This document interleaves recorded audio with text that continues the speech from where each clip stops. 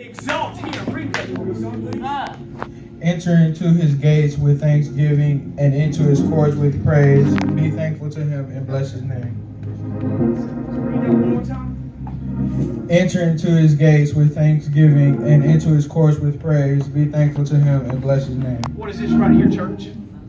Where are we standing right now? When you walk through that door, you walk through his gates. When you walked into this sanctuary, you walked into his courts.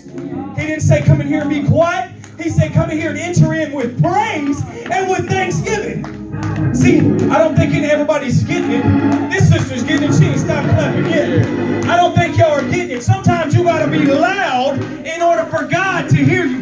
Daniel sent up prayers continually, and what happened? The Lord said, you know what, Daniel? You might have been praying. I heard you the first time, but Satan tried to block your answer and stall the blessings of God. So how about we send up something loud enough for God to hear this morning? You got all these cares? You got everything else on your mind? Read 1 Peter 5 and 7. I could quote it, but I'm going to have him read it. What's it say, son? 1 Peter 5 and 7. Chapter 5, verse 7.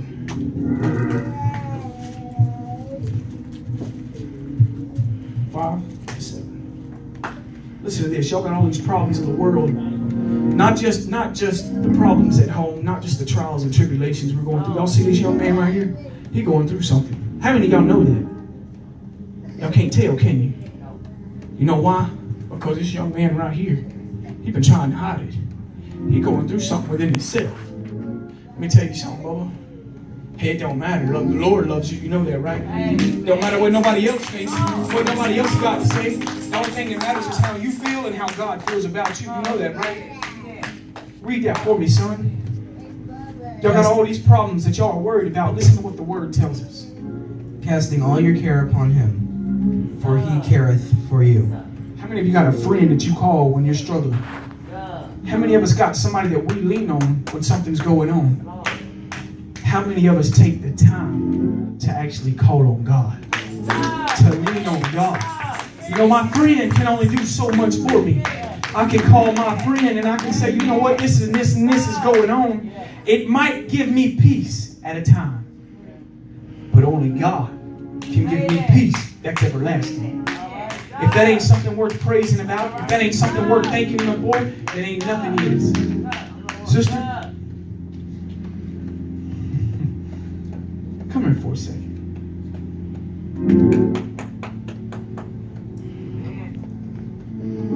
I want to tell you something.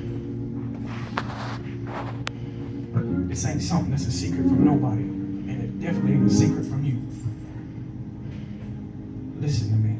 When God pulls you out of something and has drawn you from something, you don't go back to it.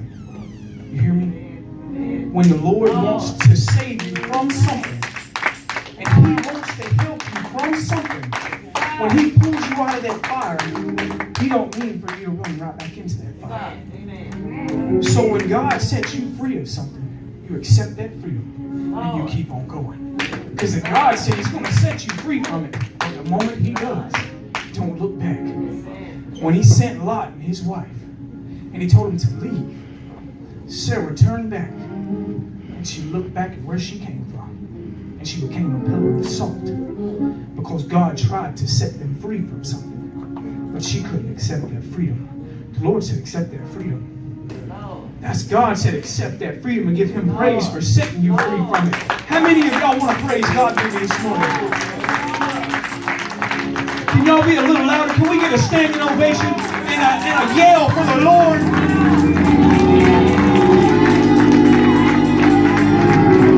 I love the Lord. I don't know about y'all, but I came to worship God. Everything we sang about has been about worshiping God.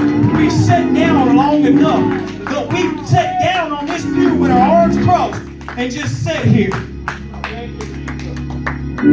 Y'all see what just happened? When I sat down and I got quiet, the praise stopped. What do you think God does when you sit down and you get quiet? The blessings of God cannot fall down upon us. He said, lift Him up. Lift Him up. Y'all hear what I'm saying? Lift Him up. Come on, church. Worship the Lord.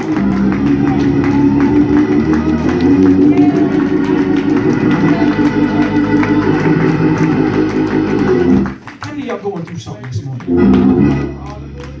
I'm fixing to close. I'm fixing to close because some of you are saying, I'm tired of him singing worship the Lord. I'm tired of him hollering praise the Lord.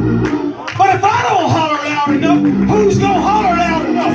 If I don't praise him loud enough, who's going to do it for me? Nobody. He said if we don't, what's he going to do, brother? The rocks are going to cry out in my place. I don't want something that ain't got some life crying out in my place and getting my blessing. Who came for a blessing this morning?